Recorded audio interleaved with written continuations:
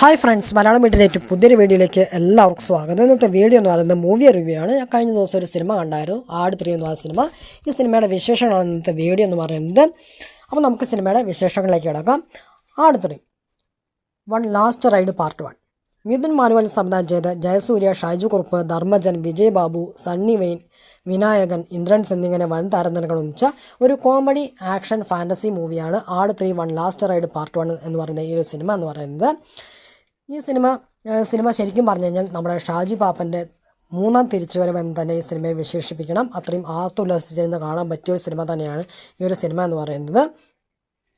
ഈ ചിത്രത്തിൽ പറയുന്നത് ഒരു ടൈം ട്രാവൽ ഫാൻറ്റസി കോമഡി ചിത്രം കൂടിയാണ്.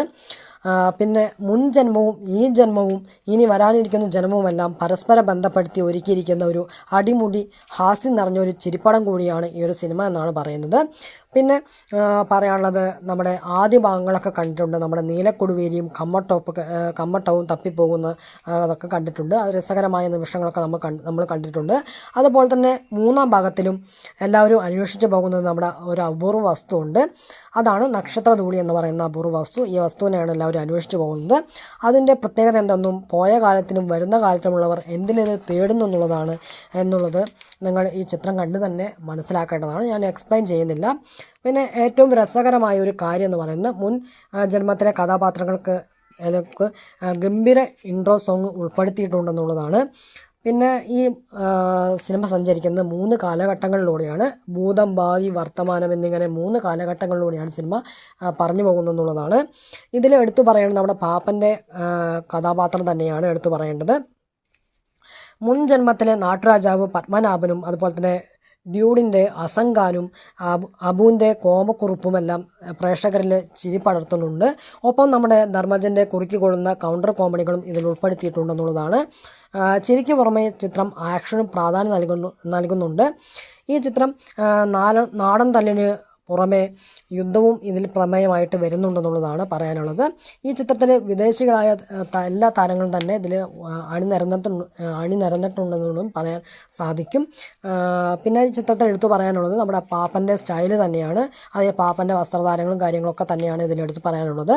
പിന്നെ ആദ്യം മുതൽ അവസാനം വരെ ആർത്തുല്ലസിച്ച് ചിരിക്കാൻ പറ്റിയൊരു അടിപൊളി സിനിമ തന്നെയാണ് ആട് 3 വൺ ലാസ്റ്റ് റൈഡ് പാർട്ട് 1 എന്ന് പറയുന്ന ഈ ഒരു സിനിമ എന്ന് പറയുന്നത്. പാപ്പൻ്റെയും പിള്ളേരുടെയും കഥ ഇവിടെ കൊണ്ടൊന്നും അവസാനിക്കുന്നില്ല. ക്ലൈമാക്സൊക്കെ ഗംഭീര ക്ലൈമാക്സ് തന്നെയായിരുന്നു. ഇനി ഒരു സെക്കൻഡ് പാർട്ട് കൂടി വരാനിരിക്കുന്നുണ്ട്. അതിലായിരിക്കും ഇനി ഭാവിയും ഭൂതവും തമ്മിലാണോ അതോ യുദ്ധം, അതോ ആരെല്ലാം തമ്മിലാകും യുദ്ധമെന്ന് ഇനി കാണാം. അതായത് ഇനി വരാൻ പോകുന്ന പാർട്ടിലായിരിക്കും പറയാൻ പോകുന്നത്. എന്നിരുന്നാലും ഇതിൽ പെർഫോമൻസൊക്കെ എടുത്ത് നോക്കുകയാണെങ്കിൽ കിടിലം പെർഫോമൻസ് തന്നെയായിരുന്നു. കോമഡിക്ക് കോമഡി, BGM, ആക്ഷൻ, മേക്കിംഗ് എല്ലാം തന്നെ പക്കായായിട്ട് ചെയ്തിട്ടുണ്ടെന്നുള്ളതാണ് പറയാനുള്ളത്. പിന്നെ പറയാനുള്ളത് ഇതിൽ സിനിമയുടെ ഡ്യൂറേഷനാണ്. ഡ്യൂറേഷൻ എന്ന് പറയുന്നത് 2 മണിക്കൂറും 45 മിനിറ്റുമാണ് സിനിമയുടെ ദൈർഘ്യം എന്ന് പറയുന്നത്. പിന്നെ എൻ്റെ പ്രേക്ഷകന് ഈ സിനിമ ഇഷ്ടപ്പെട്ടോ എന്ന് ചോദിച്ചു കഴിഞ്ഞാൽ എൻ്റെ പ്രേക്ഷകന് ഒരുപാട് ഈ സിനിമ ഇഷ്ടപ്പെട്ടു എന്നാണ് എനിക്ക് പറയാനുള്ളത്. ഒരു കിടിലം പടം തന്നെയാണ്. പിന്നെ എൻ്റെ ഒരു റിവ്യൂ എന്ന് പറയുന്നത് 3-ൽ 5 ഞാൻ കൊടുക്കും ഈ സിനിമയ്ക്ക്. അത്രയും എനിക്ക് ഇഷ്ടപ്പെട്ടു. പിന്നെ ഈ വെക്കേഷൻ ടൈമിൽ ഫാമിലിയൊക്കെ ആയിട്ട് ഫ്രണ്ട്സൊക്കെ ആയിട്ട് പോയി അടിച്ചു പൊളിച്ച് കാണാൻ പറ്റിയ സിനിമ തന്നെയാണ്. അപ്പോൾ എല്ലാവരും ഈ സിനിമ തിയേറ്ററിൽ പോയിട്ട് കണ്ട് എക്സ്പ്ലെയിൻ ചെയ്യുക. OTTയിൽ വന്നിട്ട് കാണാൻ നിൽക്കരുത്. അപ്പോൾ എല്ലാവരും ഈ സിനിമ തിയേറ്ററിൽ പോയിട്ട് തന്നെ കാണാൻ ശ്രമിക്കുക. ആരെങ്കിലും കണ്ടിട്ടില്ലെങ്കിൽ ഇന്നോ നാളെയൊക്കെ ആയിട്ട് സിനിമ പോയി കാണാൻ ശ്രമിക്കുക. അത്രയും രസിച്ചിരുന്ന് കാണാൻ പറ്റിയ സിനിമ തന്നെയാണ്. അപ്പോൾ നിങ്ങൾ മുടക്കുന്ന കാശ് എന്തായാലും നിങ്ങൾക്ക് മുതലാകും. കാരണം അത്രയ്ക്കും ആർത്തുല്ലസിച്ചിരുന്ന് കാണാൻ പറ്റിയ സിനിമയാണ്. ഓക്കെ, അപ്പോൾ ഇത്രയാണ് എനിക്ക് സിനിമയെക്കുറിച്ച് പറയാനുള്ളത്. അപ്പോൾ നിങ്ങൾ ആരെങ്കിലും ഈ സിനിമ ഇതിനോടകം കണ്ടിട്ടുണ്ടെങ്കിൽ നിങ്ങളുടെ അഭിപ്രായം മസ്റ്റായിട്ട് കമൻറ്റ് ബോക്സിൽ അറിയിക്കാൻ ശ്രമിക്കുക.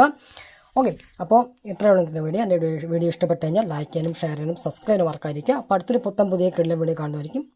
ബൈ.